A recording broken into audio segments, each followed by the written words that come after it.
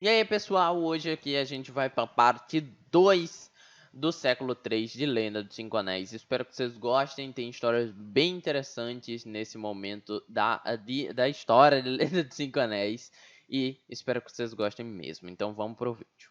Século 3, ano 234, fim de Jinsei Toshi.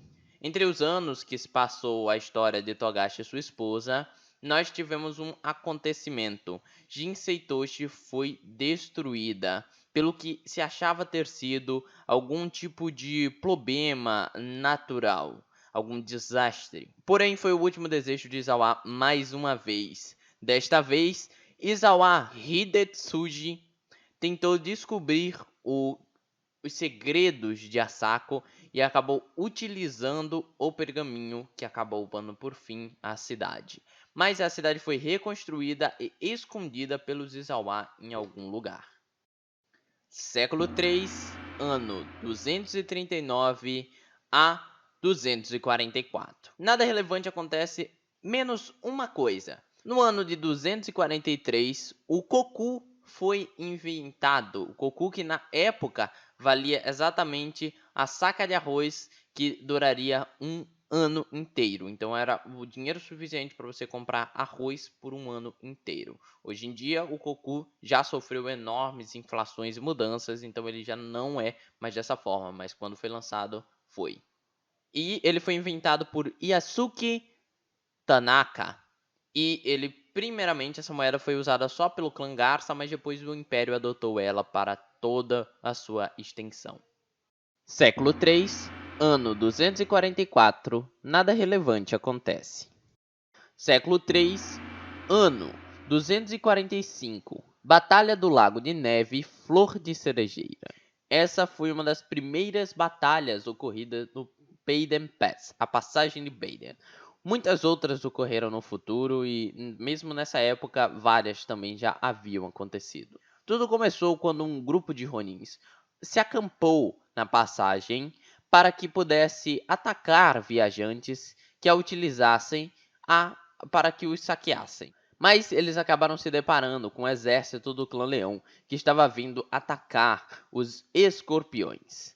Então, os Ronins escolheram ajudar os escorpiões, pois sabiam que certamente, se o leão ganhasse, eles seriam caçados. O leão, então, quando entrou no Baden Pass, começou a receber uma chuva de flecha e desmoronamentos com rochas sendo lançadas em sua direção. Eles achavam que era algum tipo de poder que o escorpião tinha e que eles desconheciam. Mesmo assim, o exército poderoso estava em paz de igualdade nessa batalha. Até que do nada, o exército do leão começa a ser flanqueado por um exército do dragão. Vendo-se nessa situação em que golpes estavam ocorrendo de todos os lados, o leão não teve escolha a não ser recuar e dar por vencido essa batalha. Assim, o escorpião manteve apenas por mais alguns meses o controle da passagem. O clã dragão só ajudou o escorpião nessa época por causa de Oshizo, que havia feito um trato há um tempo atrás com o campeão do dragão. E por causa disso, o campeão do dragão também decidiu que, nesse momento tão obscuro para os escorpiões, seria uma boa, pela troca que eles haviam sido, os ajudar.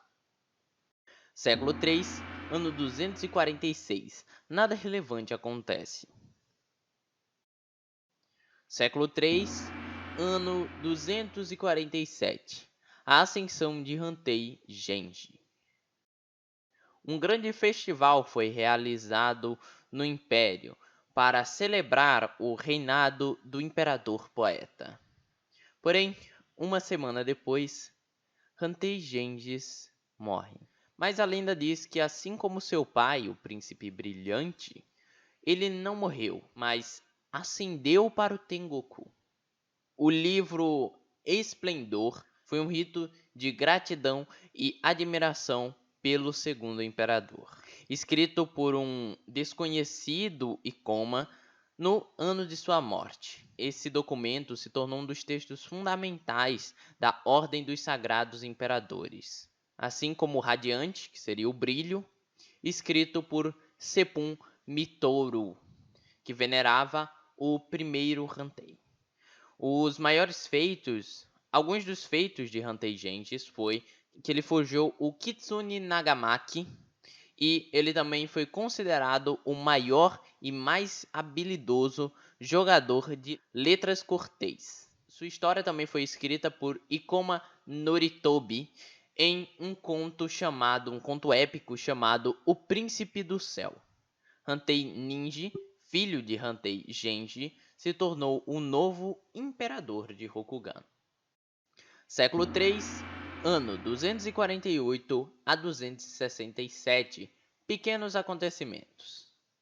Em 254, a Irmandade de Shinsei é formalmente separada em diversas seitas na 12ª Grande Convocação. Em 266, a família Shiba concedeu terras aos Osakos na província Jiryu. Em 267, o Daishikai Dojo é reconhecido como sua própria escola.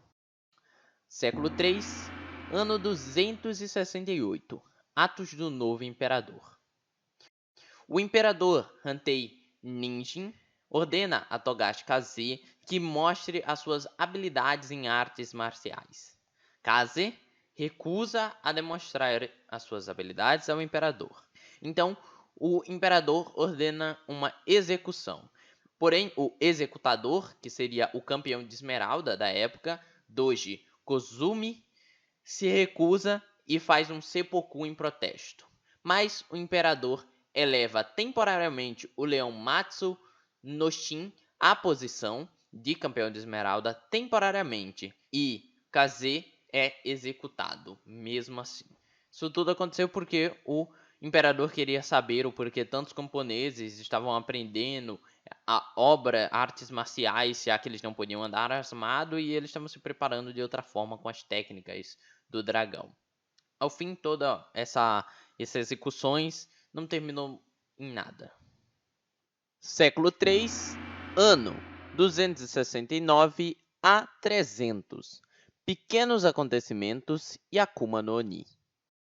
No ano de 271, a garça altera magicamente as muralhas de Iwakukabe, aumentando sua beleza. Ano de 278, o nascimento de Hantei Bozai, filho do imperador Ninji.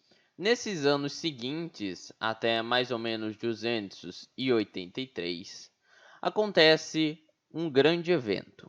Izawa Akuma, um Shugenja da Fênix, começa a realizar seus estudos sobre o poder dos nomes.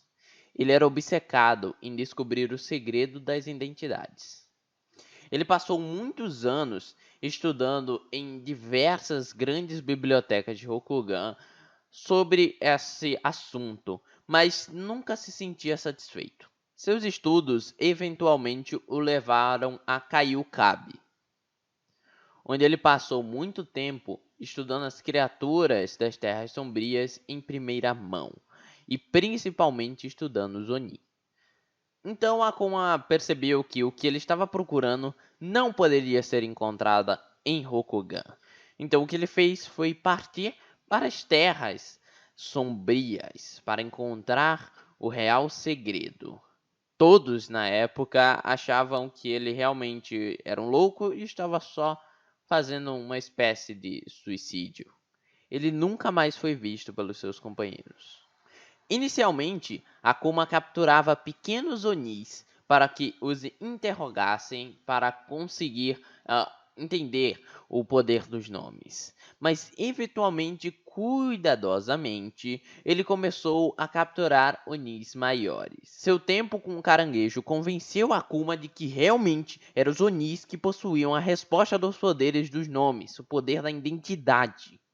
E ele finalmente encontrou o poder que precisava em 283. Para isso, ele se submeteu ao poder e à astúcia de um Oni, que roubou o seu nome e logo após escapou.